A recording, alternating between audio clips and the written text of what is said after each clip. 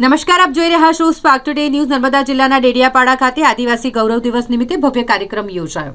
આદિવાસી ગૌરવ દિવસ નિમિત્તે તાલુકાના ખોખરા ઉમર ખાતે ભવ્ય કાર્યક્રમનું આયોજન કરવામાં આવ્યું છે. આ અંગે નર્મદા જિલ્લા ભાજપ પ્રમુખ નીલ રાવે ખાસ માહિતી આપવા માટે આ પ્રેસ કોન્ફરન્સ યોજી હતી અને તેઓ દ્વારા વિસ્તૃતમાં 26 તારીખે યોજાનારા આ ભવ્ય કાર્યક્રમ વિશે જણાવવામાં આવ્યું છે.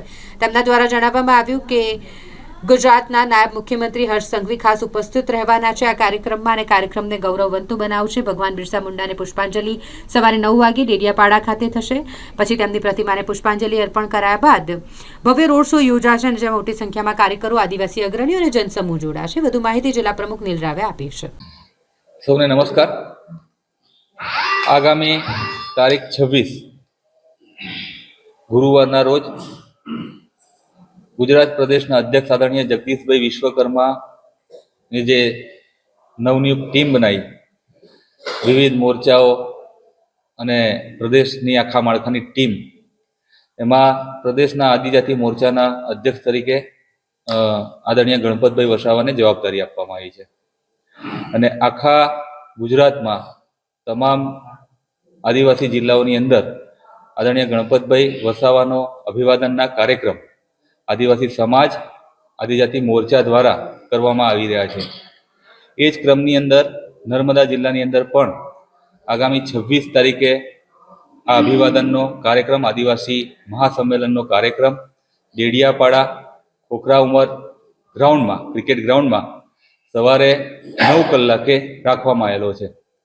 જેમાં લોકોની લાગણીને માન આપીને, કાર્યકર્તાઓની લાગણીને માન આપીને ગુજરાતના નાયબ મુખ્યમંત્રી આદરણીય હર્ષભાઈ સંઘવી, આદિજાતિ વિભાગના મંત્રી આદરણીય નરેશભાઈ પટેલ સાહેબ, આપણા પ્રભારી મંત્રી આદરણીય ઈશ્વરભાઈ પટેલ સાહેબ, જયરામ ગામિત સાહેબ, આપણા લોકપ્રિય સાંસદ આદરણીય મનસુખભાઈ વસાવા સાહેબ, સૌ લોકો ઉપસ્થિત રહેવાના છે. ભારતીય જનતા પાર્ટીના 616 બૂથમાં થી કાર્યકર્તાઓ આ અભિવાદન કાર્યક્રમમાં જોડાવાના છે અને સંગઠનની આ કાર્યક્રમ સંદર્ભે તાળમાર તૈયારીઓ ચાલુ થઈ ગઈ છે. સવારે 9 કલાકે ભગવાન બિરસા મુંડાજીનું સ્ટેચ્યુ ડેડિયાપાડા મુકામે ત્યાં ફૂલમાળા પુષ્પાંજલિ કરી અને ત્યાંથી રોડ શો સ્વરૂપે ખોખરા ઉમર ગ્રાઉન્ડમાં જવામાં આવશે અને ત્યારબાદ ત્યાં વિશાળ સભાને સંબોધવામાં આવશે. મીડિયાના માધ્યમથી નર્મદા જિલ્લાના તમામ નાગરિકોને મારી વિનંતી છે કે આપ પણ મોટી સંખ્યામાં આ કાર્યક્રમમાં જોડાઓ એવી આપ સૌને મારી વિનંતી છે.